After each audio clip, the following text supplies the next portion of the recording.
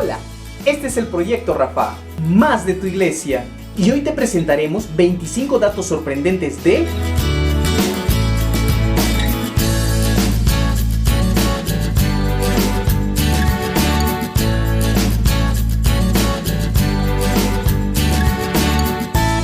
En los videos anteriores mencionamos que en este segmento hablaríamos de 4 grandes concilios ecuménicos de nuestra iglesia, en los cuales se aclaró y definió la doctrina que hoy todos conocemos. Aunque sabemos que han habido más concilios entre mayores y menores, el tercer concilio universal del cual hablaremos hoy es el concilio de Éfeso del año 431.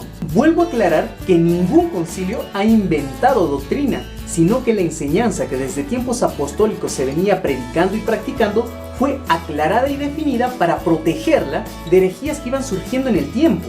Un concilio es una reunión de obispos y otras autoridades de la iglesia para poder decidir sobre algún asunto de doctrina y disciplina. El asunto importante a definir en este tiempo era acerca de la naturaleza humana y divina de Jesucristo, ya que se suponía en toda la iglesia hasta la aparición de un obispo llamado Nestorio.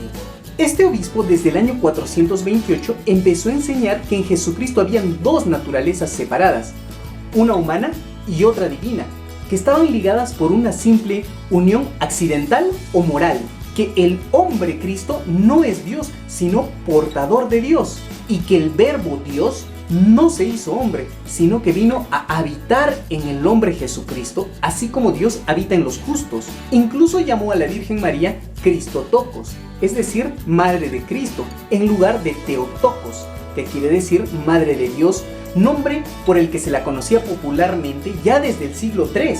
A este movimiento se le llamó nestorianismo y provocó un gran escándalo en la iglesia, ya que consiguió muchos seguidores, y entre ellos al emperador romano Teodosio II.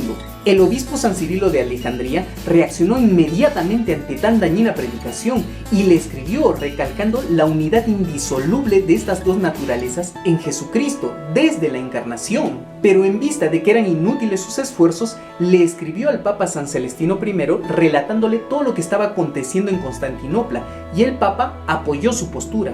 San Cirilo recibió una carta del Papa para Nestorio y la orden de llamarlo a arrepentirse de sus posturas si quería seguir en el redil de la iglesia, pero este se negó a aceptarlo. Valiéndose de sus influencias, Nestorio acude al emperador romano Teodosio II y consigue su favor, por lo que, temiéndose un conflicto mayor, se decide convocar a un concilio.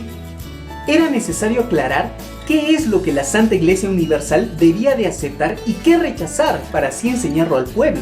Y como según las leyes de la época el emperador era el único que podía hacer esta convocatoria y contaba con los recursos para albergar a un gran número de obispos, lo convoca en Éfeso el año 431. Asistieron aproximadamente 200 obispos, y el Papa San Celestino I designó a San Cirilo de Alejandría para presidir el concilio. Por su avanzada edad, el Papa no pudo asistir al concilio, por lo que envió a 3 representantes, los obispos Arcadio y Proyecto, y al sacerdote Felipe, los cuales llegaron tarde al concilio. Como Nestorio seguía ganando terreno con su dañina predicación, San Cirilo decide iniciar el concilio el 22 de junio del año 431, cuando aún todavía no habían llegado los legados del Papa. Con todo, el concilio sancionó la doctrina de Nestorio y declaró que en Jesucristo hay dos naturalezas unidas de una forma especial y misteriosa, a la que llamaron unión hipostática.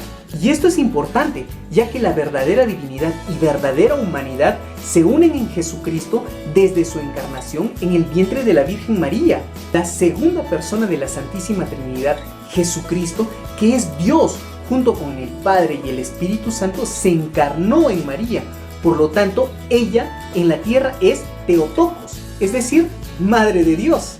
Esta definición dada en el concilio de Éfeso no era para ensalzar a María o elevarla a la altura de Dios como muchos creen, sino para ratificar la preexistencia del Verbo, es decir, la deidad de Jesucristo desde el principio. Aunque esta asamblea se desarrolló con varias dificultades, cuando finalmente llegaron los representantes del Papa San Celestino I y comunicaron el juicio de la Santa Sede, se respiró un aire de paz. El concilio consideró herejías las enseñanzas de Nestorio, por lo que decidieron elegir un nuevo obispo en su lugar para la sede de Constantinopla. Después de este concilio se produjo una auténtica explosión de devoción mariana y se construyeron muchas iglesias dedicadas a la Madre de Dios en gratitud de su sí al Padre.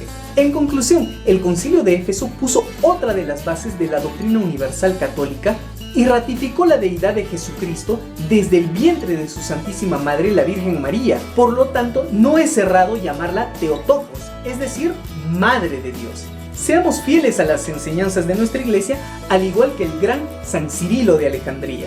Si este video te gustó, dale like, compártelo con tus amigos, suscríbete a nuestras redes sociales y síguenos para seguir aprendiendo más de nuestra iglesia.